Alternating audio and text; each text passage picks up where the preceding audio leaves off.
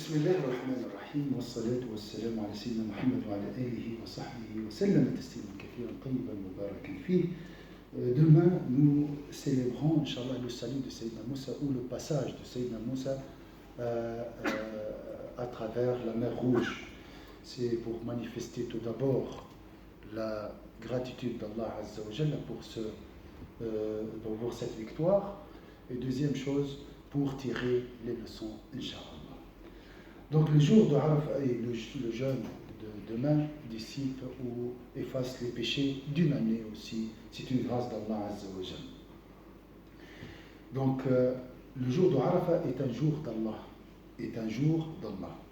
Allah a demandé au prophète et à Sayyidina Moussa de rappeler aux gens les jours d'Allah. Il a dit à Moïse, Moussa, et rappelle-leur les jours d'Allah. Donc se rappeler donc des jours d'Allah est une adoration qui augmente notre foi, notre crainte révérentielle, notre espoir, notre remise confiante en lui et la soumission totale à son pouvoir. Donc c'est une saison pour se rapprocher d'Allah Azza wa Jalla. Demain, Inch'Allah. Avec cette conception, Inch'Allah, vous jeûnez le jour de Arafat, de Ashura, Inch'Allah. Les jours d'Allah nous rappellent la destruction puissante et rapide des tyrans et la victoire accordée par Allah aux opprimés. C'est le jour où Allah a sauvé l'arche de Noé. Et c'est le jour où Allah a sauvé Joseph des profondeurs invisibles du puits. C'est le jour où Allah a sauvé Moïse, la paix d'Allah sur lui, de Pharaon. Il est recommandé, comme j'ai dit, de jeûner ce jour qui efface les péchés d'une année. C'est une adoration pour manifester de la gratitude pour la victoire d'Allah accordée à Moïse, la paix d'Allah sur lui. Bien sûr, il a une minorité des fils d'Israël qui l'ont suivi sur le tyran Pharaon qui prétendait avoir le pouvoir sur toute la terre, pensait que sa puissance était absolue et prétendait tout gérer. Allah dit dans le Surat Al-Qasas, les histoires, subhanallah, l'histoire de Pharaon occupe l'un tiers des histoires du Coran. Pharaon était hautain sur terre. À chaque époque, il ne faut pas s'étonner, il ne faut pas se révolter contre les lois et les règles d'Allah. À chaque époque, Allah éprouve ses créatures dans ta vie. Tu vas recevoir ça aussi, c'est une loi pour l'individu comme pour la société. Il ne faut pas dire pourquoi les gens sont contre moi, pourquoi il m'a insulté, pourquoi il m'a provoqué, d'accord? Pourquoi elle m'a blessé. Ça, c'est une loi. وَجَعَلْنَا بَعْضَكُمْ لِبَعْضٍ فِتْنَةً أَتَصْبِرُونَ. Ça, c'est une loi.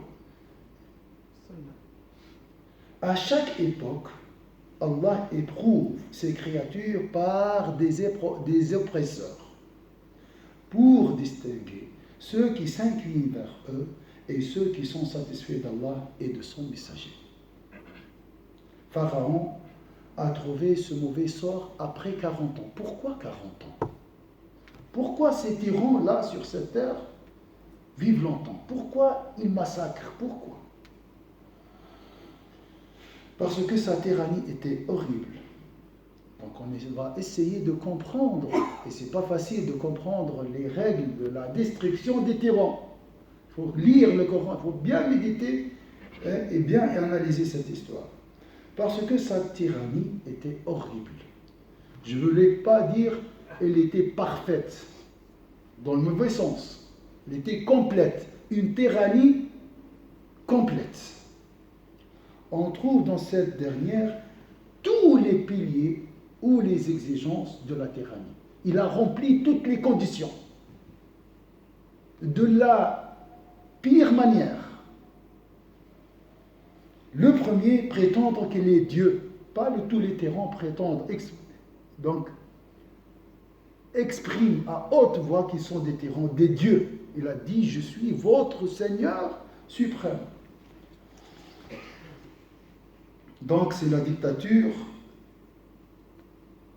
le premier prétendre qu'il est Dieu et que personne ne pourra faire face à sa puissance. Donc nous avons d'un côté un tyran qui pense qu'il est Dieu et un peuple soumis, et ça aussi c'est une autre condition, un peuple soumis majoritairement, bien sûr, qui croit volontairement ce qu'il dit. C'est très difficile de trouver ça. Donc heureusement. Deuxième pilier de la tyrannie, le ministre ou le conseiller hypocrite. C'est lui qui enjolive le mal aux yeux des tyrans. C'est Haman. C'est Haman, le conseiller, ou bien le ministre dans le cas de Pharaon. Le troisième pilier étaient les hommes d'affaires corrompus. Et c'était Corée dont les biens étaient assujettis à Pharaon. Cette richesse que Corée a volée aux pauvres paysans de l'Égypte pour chercher à satisfaire Pharaon, le tyran. Quatrième pilier, les religieux, malheureusement. Les religieux, les gens de science religieuse, les scientifiques, les intellectuels qui utilisent, les médecins des fois, les médecins, les avocats, des intellectuels qui utilisent leur savoir et connaissances pour servir, justifier la tyrannie et occuper des places privilégiées auprès des tyrans. Ils troquent le paradis contre un objet éphémère de ce bas monde. Dans le cas de Pharaon, la société de Pharaon privilège ou favorise les magiciens. La magie était comme aujourd'hui, je ne sais pas moi, comme la science. Et les magiciens vinrent à Pharaon en disant, y aura-t-il vraiment une récompense pour nous si nous sommes les vainqueurs? Il a dit oui, et vous serez rapprochés. Donc l'argent et les honneurs. Cinquième pilier, malheureusement aussi, les médias corrompus. Et on les trouve dans l'histoire de Sayyidina Moussa. On les appelle les héros de Pharaon ou les rassembleurs.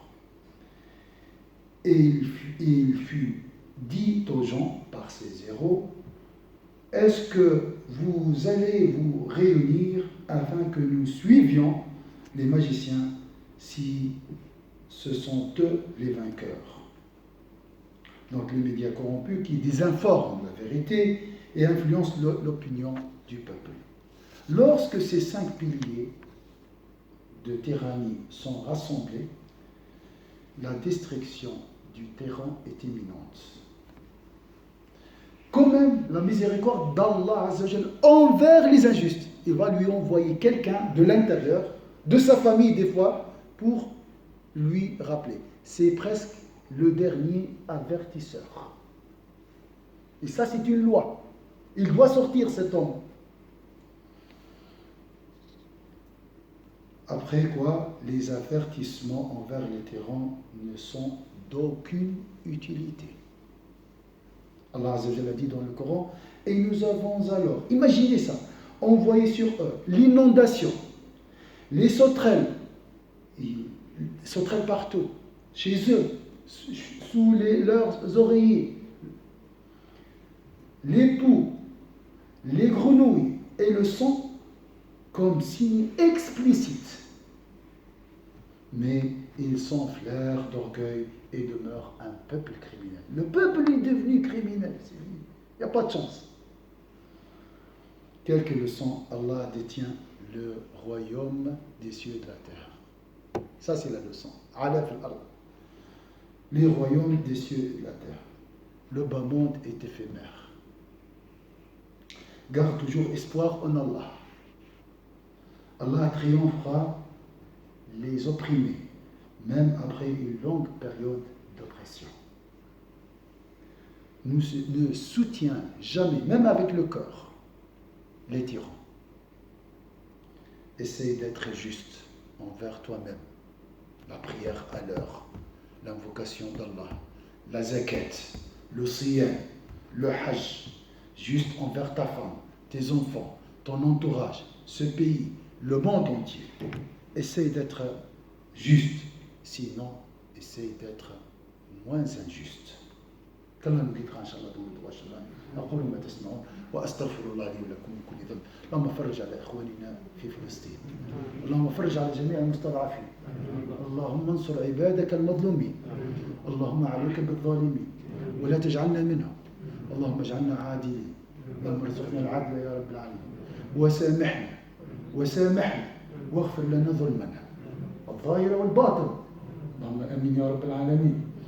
Je vous rappelle, Inch'Allah, demain, il y aura une sœur à offrir 50 repas qui seront distribués dans des barquettes. Malheureusement, vous connaissez la situation. Donc, le premier arrivé, le premier servi, Inch'Allah. Qu'Allah nous acceptera, Inch'Allah, votre jeûne et qu'Allah pardonnera, Inch'Allah, nos péchés.